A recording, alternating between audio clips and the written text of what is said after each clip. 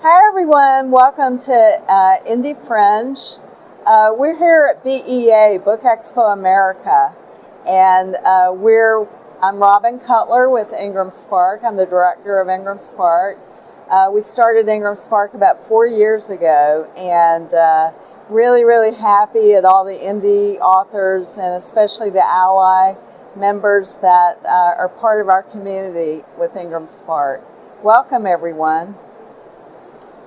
And I'm Andy Bromley. Amongst other things, I support Robin in the international market. So I'm helping authors be distributed in markets outside North America.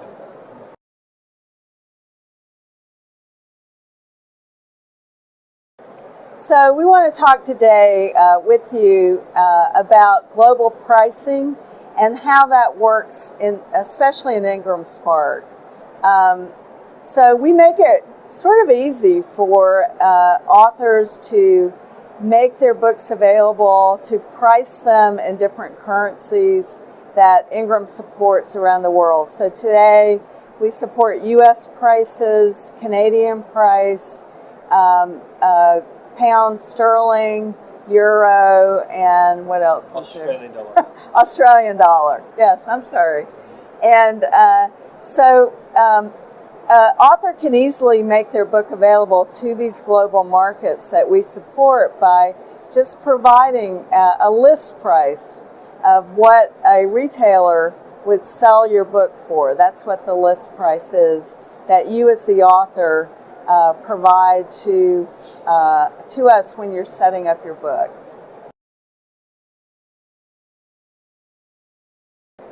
So how do you figure out what your price should be? I actually think that authors should do research. You should know competitor authors that are publishing similar content. You should look at it on Amazon. You should go into a bookstore.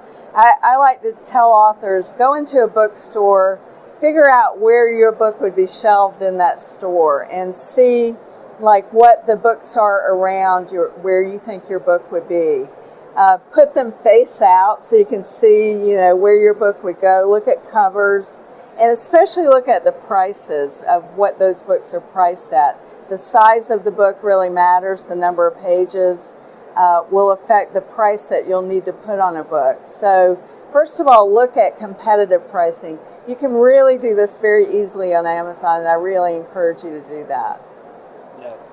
Yeah, just like what Robin says, make comparisons with other authors, that your other genres that you're also in, and then you can work out what the optimal price would be. And like Robin also mentioned, you need to think about the extent of your book. If it's going to be 700-800 pages, that's going to have a big difference on the price, because it may be that you're forced to put a higher price on so you can make a return on your investment.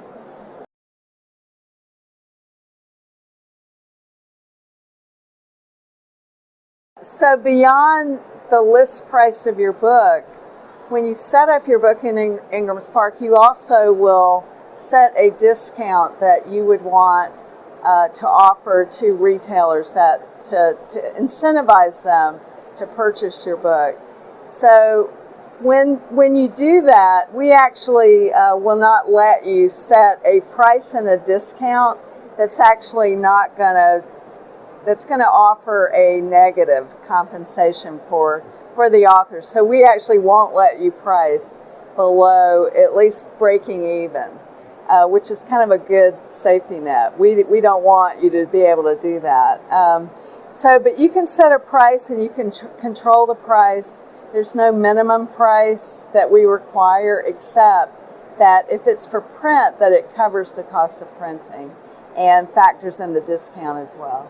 So other things to consider, we mentioned page extent, but also, is it a black and white book, is it a colour book? And also think about the options. So one of the things you can do in Ingram Spark, which is fairly unique, is you have the option of selecting standard colour or premium colour, and that's going to have a big difference on the print price. So if you can, if your title is suitable for standard colour, we definitely recommend you consider that. because that will make a big difference on the print cost and ultimately what the retail price would be.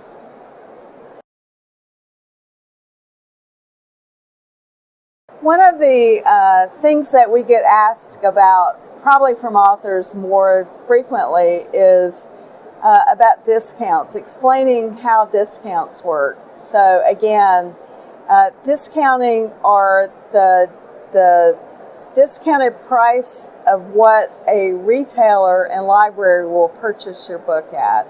And you have the option in Ingram Spark on the print side to select a discount anywhere from 30% to 55% off the list price. And the reason it starts at 30% is that is the discount to actually get your book on Amazon, to get it on Barnes & Noble. Below that discount, they can choose not to list you, but at 30%, they will list your book. And so if your strategy is just to sell to online retailers, 30% is not a bad way to go to set your book up at that minimum discount. And so if you're part of your strategy and what you're really wanting to do is to sell into brick and mortar bookstores, then a higher discount, like at the 40 to 55% range, is a better choice that will incentivize those retailers to actually order your book.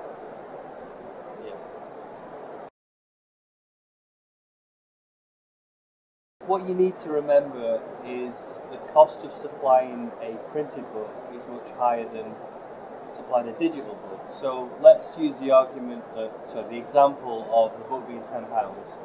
If the book was £10 and as an author you selected 40% discount, that's 40% wholesale discount you're providing.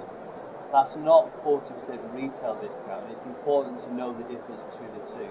So with Easy Maths, the book was £10. You've given 40% wholesale discount. So that means there's £4 that can help get that book into the bookstore. So it may be, and it all depends on where the bookstore orders from. But let's say, for example, the bookstore orders directly from Ingram. Ingram will sell that book to the retailer, and it's unlikely going to pass on the full £4. But it will be a marginal difference between what you've set, because there are also costs in supplying the book. So as I mentioned at the London Book Fair session, we're offering free shipping on any quantity. The way that we offer free shipping is we're taking some of that margin to provide free shipping. We're also offer credit terms, so as a retailer you may be on 30-day or 60-day retail terms, so you're not paying Ingram for 60 days. We also have retailers that may not pay at all, they may go bankrupt, but as an author or as a publisher, you don't need to worry about that. That is the problem of the wholesale. So the £4 that you've provided, it enables Ingram to provide a discount which is comparative to that wholesale discount, but it's not exactly, which is why there's always going to be a discrepancy between the wholesale discount that you set, and if you go into a bookstore and ask what their retail discount is, there's a difference because it factors in all the supply costs of getting that book to the retailer. Yeah, can I add to that? Yeah, and Andy's point here is so important to know this, because we have authors that do this. They'll say, I set a 40% discount, and then I go into the bookstore and they pull up my book and it says here that they've ordered the book at 30%. So, what is that? And that's exactly what Andy was talking about. That's the share that Ingram takes to be able to distribute that book.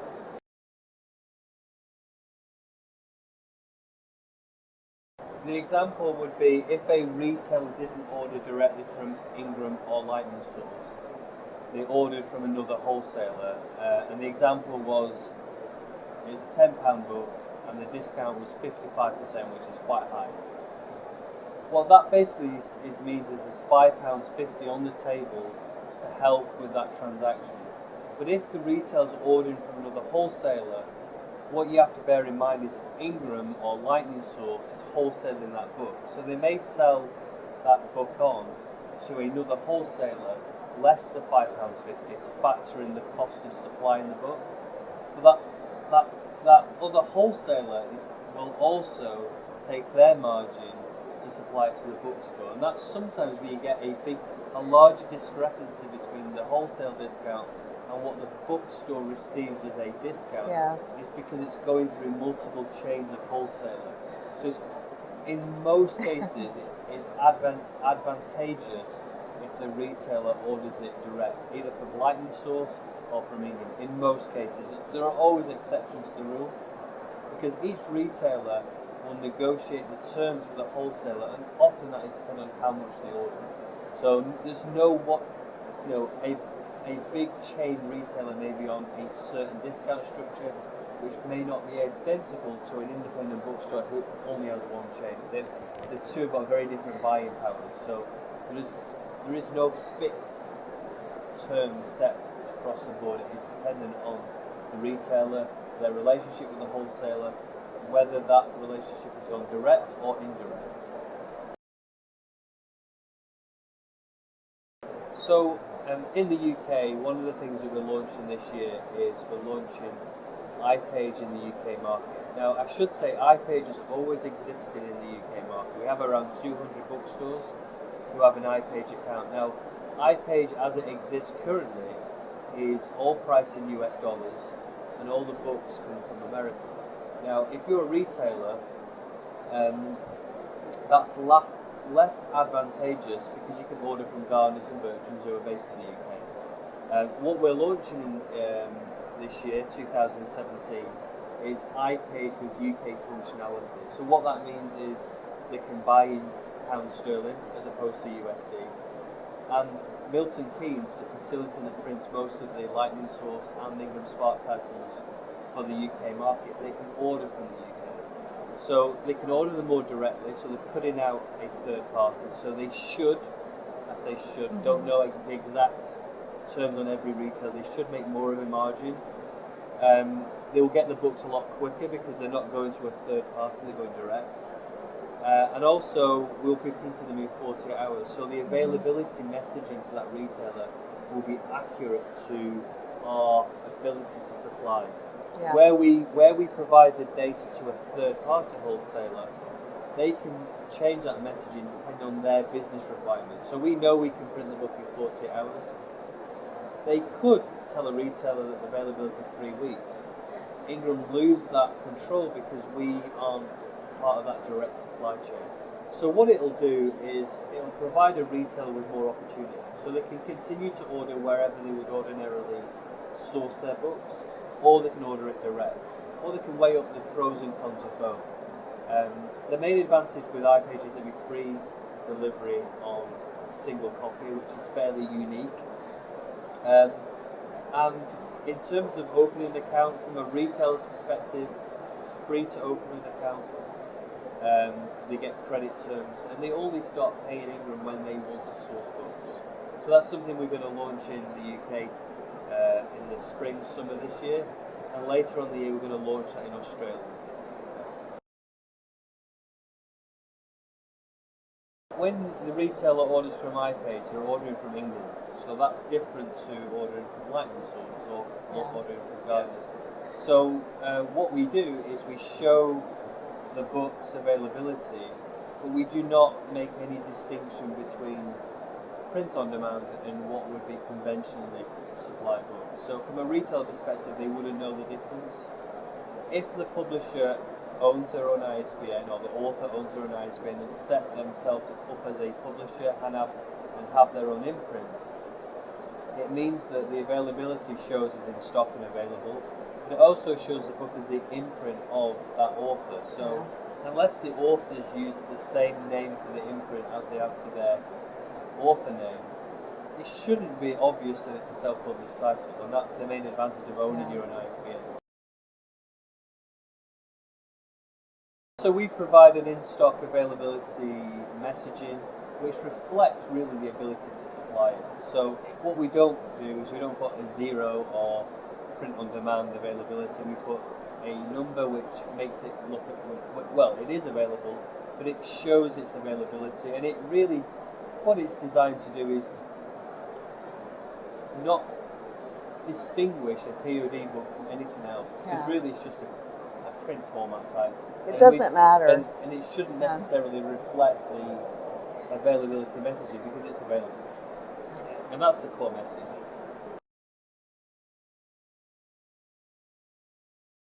So we've been talking about pricing and discounts, and all of that is really metadata for your book. And metadata is just a fancy word for information about your book.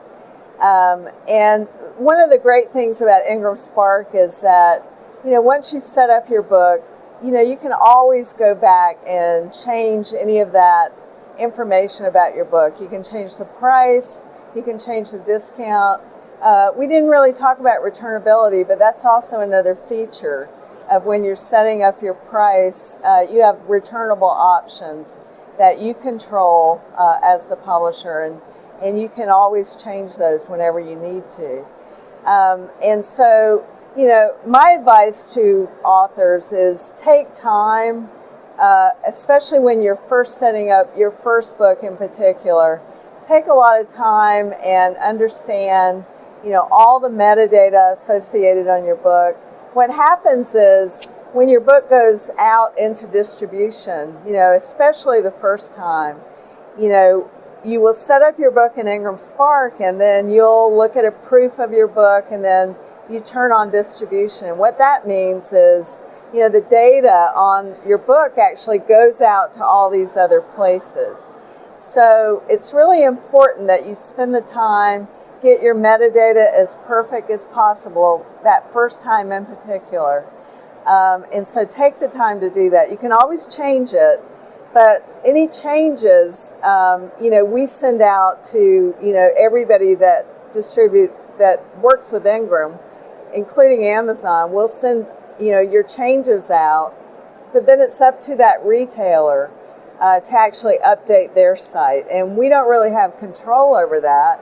We do our due diligence. We send out, any changes that you make, and, we stay after it, but, we only have so much control over, what they're going to do on their site. So that's why I caution you to really spend the time, especially when you're first setting up your book, to get your metadata correct. And the final thing is just remember when you're pricing your titles, you've got US dollars, you've got Australian dollars, you've got Canadian dollars, euros and sterling. Make sure you price it in all markets. It doesn't cost you anything more to do that, but by doing it you'll make sure you maximize your connectivity to the channels. Okay, thank you very much. Thank you so much, and let us know if we can help you with anything in Ingram Spark and just in general. And I quickly want to mention, when you're filling out your metadata, pay attention to thema. That is a European sort of way to provide categories for what your book is. So fill those in, and that will really enhance the discoverability and saleability of your book.